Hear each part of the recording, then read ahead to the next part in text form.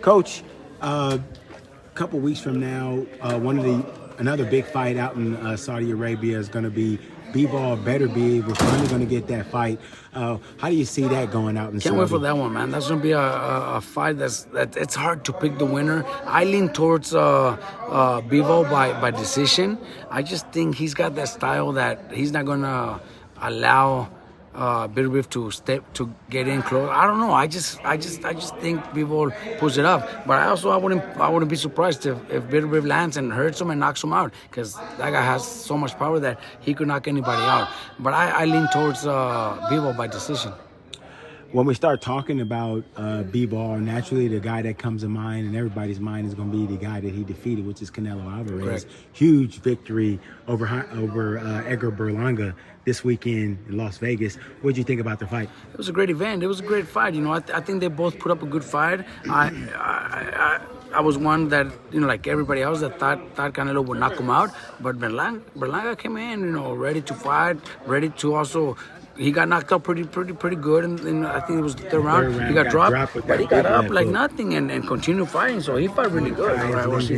Yeah, he fought really good. Take it easy, bro. Berlanga fought really good. I think it was a good fight. It did really good numbers out here on pay-per-view. 750,000. The gate was insane numbers too. Packed house it was. That just tells you Canelo's the superstar. He's the face of boxing right now. People kind of tease him about his choice of opponents, but when you look at the buys, when you look at the gate, does it look like he's kind of found a sweet spot? He doesn't give a fuck. He doesn't care. We would all love to see him fight Benavidez, but he doesn't have to. He's still doing great numbers with whoever he picks. Tank is in the same position, where it doesn't matter who he fights. He's gonna get really good gates. Mayweather was that one too, where no matter who he fights or who he does an exhibition with, he's still gonna do good numbers. So, there's very few that could do that. And Canelo's one of them.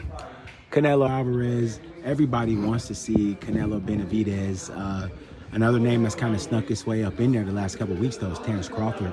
Terence Crawford actually, after the fight, was with Turki Al-Sheikh at the other event across town, the UFC event, and put out an open challenge to Canelo Alvarez. One of the first times that he's really said, hey, I want to fight you. I want next. Canelo Alvarez, I asked him in the post-fight. He said that there was no comment. What do you think about those two, based on the last performances of both guys? I think Terence Crawford is the fight that he's looking for. It's the biggest fight out there for him, and he's already accomplished. He's done so much in boxing that he doesn't need to challenge himself against nobody else. If it's a Canelo fight, then he'll take it, because it's a huge payday for him. And if it's not, I don't think he'll fight again. I don't think he has to fight anymore. He's already accomplished so much. He's already secured himself very well. He's a smart man. He's not spending his money crazy like other fighters do. He lives a normal life. He's a family man. He's got his family, kids, everything. Takes care of everybody around him. He doesn't have to fight anymore. But if it's Canelo, then he'll do it, because it's just a huge fight, and it's a fight that he'll put up a good fight. I probably don't see him winning, but I do see him putting up a good 6-8 rounds. I do believe that. You think still Canelo? I think he could. I think he will. I think he'll put up some good. I think he'll put up some good rounds. And do you mean 6 or 8 rounds, like he won't finish, or that from then Canelo might take over? Yes, after that, I see Canelo taking over. But I think those first 6 rounds will be very close, or maybe Crawford will be ahead, because I think he could win some rounds against Canelo.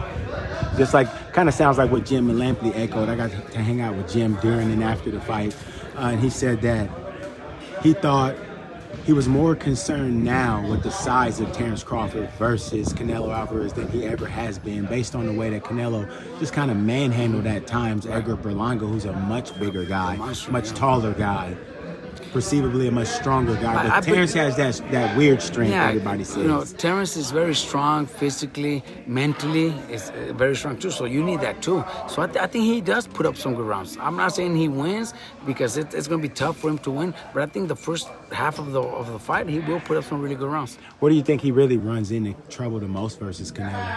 I think Canelo's power, Canelo's strength, and the late rounds is where that's where Crawford starts getting into trouble. Definitely. Another big fight on the card that happened, Caleb Plant, Trevor McCumbee, probably the most entertaining It was. fight of the night. It felt like it was going to be the most entertaining fight when you went through fight week, when you talked to both guys. What did you think about the matchup? It was a great fight. It was a great matchup because Caleb Plant showed how solid he is, how gangster he is. He doesn't care. He goes to fight.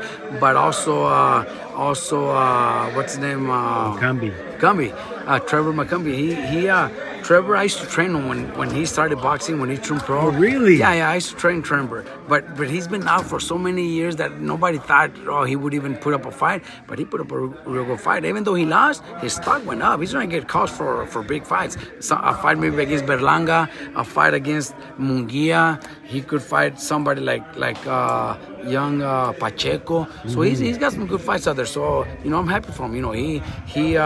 He put himself in a good spot. And you know what, Coach? When you talked about Berlanga just now, Caleb Plant was asked about the Berlanga fight after his fight, and he said, "Yeah, I'd be really interested." In I think right now together. Caleb, Trevor, Berlanga, they're in great position to do great things in boxing. They could fight each other, one at a time, and they will all be big fights. I think they're all great fights, full of action for sure.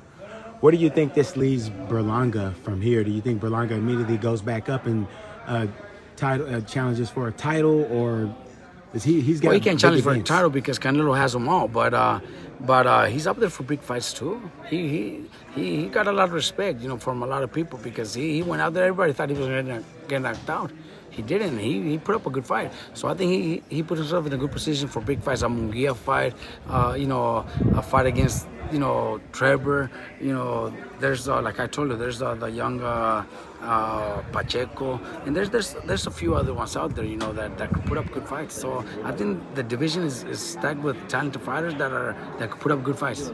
During fight week, we ran into Teofimo Lopez. Teofimo Lopez was out there with Canelo Alvarez, rooting him on. We saw that he was training with Canelo Alvarez. We even saw during there was a melee between he and Terence Crawford. I don't know if you caught that. I didn't see that. Teofimo Lopez just kind of dialed in and looking for smoke everywhere he goes these days. Teofimo's accomplished a lot, undisputed. He's a great champion, great fighter. Very, very good wins he's had against Josh Taylor, against Loma. He's had some really good wins. I think he's up there too, to look for the big fights. He's looking for the big fight. I think there's a lot of fights at 140 for him too, but I think he's rather looking for his biggest fight out there, which he feels that he could win, and that's why he's trying to challenge Terence Crawford, because I think he'll put up a good fight too. I think just like I think Crawford could put up a good fight against Canelo, I think Teofimo could put up a good fight against Crawford too. Do I see him winning? Maybe not, but he does put up a good fight, and I think that's what he's going after. But there's a lot of fights at 140 for him too, so he's in good position. Eddie Reynoso, if he does train with him, he'll do a great job, and they'll make the decision together to see what's next. Maybe they'll make a decision to get together with you guys and Jose Ramirez. Jose Ramirez let me know earlier that we already have a fight coming up, But yeah, Teofimo would be a badass fight for Jose Ramirez to take, definitely. But we got a fight coming up against. Got to handle business at hand. We got to handle business first. Man, big day of training today, Coach. You seen that shit, huh? You seen that? Off and on, just guys everywhere, man, moving around just like normal here. You got some of the Warriors from RGBA getting ready to fight. Tell us about the guys. We got some big fights, coming up, with obviously Jose Ramirez getting ready for his November 16th fight, as well as Oscar Duarte fighting the same card in Saudi. It's going to be a great experience, big fights. Duarte going up against Sims, and Jose Ramirez going up against Barbosa. Exactly. So they're both very, very exciting fights. They're both going to be full of action. The fans are going to enjoy a great night of boxing because on the same card you have Zurdo Ramirez, and then you also have Camarón Cepeda. So it's going to be a great card.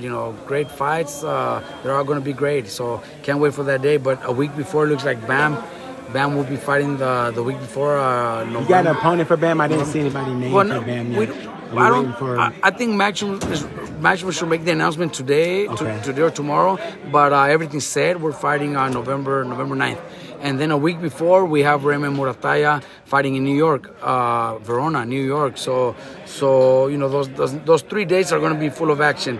But we have all of October, with fights. going on. We have Friday in Phoenix, Saturday in Mexico. So we're busy, man. We're busy. Just moving around. I just heard you talking about you getting ready to leave. Yeah, I leave here tomorrow. pretty soon. Yeah, because I have to be in the fights on Friday.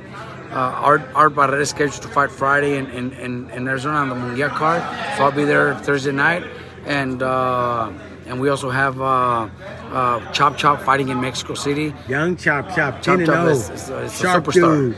Chop Chop Fighting on ESPN Plus, he is, right? ESPN Plus, him and Emiliano Alvarado.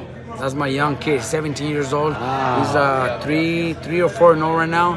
He's also going to be a future world champion. Chop Chop got the attitude of a winner. Chop Chop's when a you winner. talk to him, you can feel nothing something different Chop Chop. coming up off of him Exactly. already. He's like, what, 20 years old, 22 years 21, old? 22, nothing stopping him. He's going to be a superstar.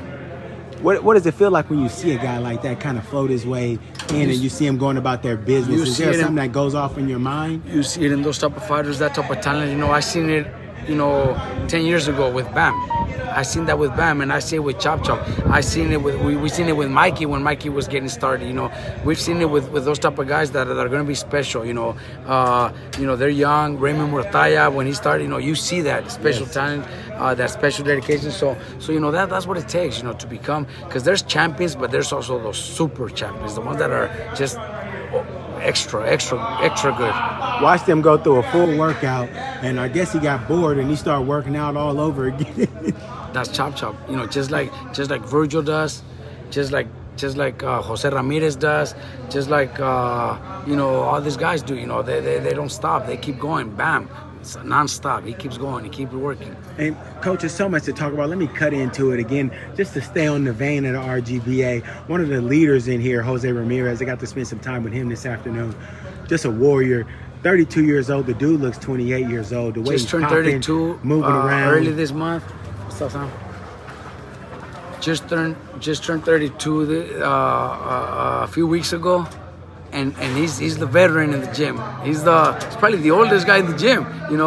I got a lot of young fighters, and Jose's still young. Jose in his prime right now. Definitely. He's young and strong and motivated, and every young fighter seen Jose. He's like the example to everybody else. And he's only 32, but he's like the veteran in the gym. So everybody looks up to him. Everybody sees him train. Everybody wants to do as good as him.